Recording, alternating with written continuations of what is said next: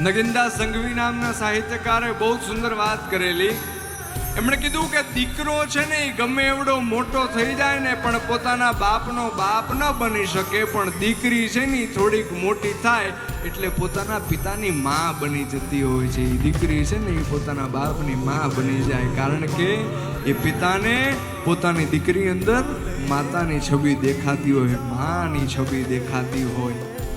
દીકરી છે એ પોતાના પિતાને કહી શકે કે પપ્પા તમારે આમ કરવાનું છે, પપ્પા તમારે આમ નથી કરવાનું, પપ્પા તમે ખાધું કે નહીં, પપ્પા તમે દવા લીધી, પપ્પા તમે ધ્યાન રાખજો હો.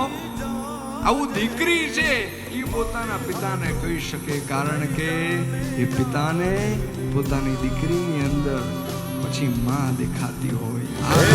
મારી વાતું રહી જાને આજ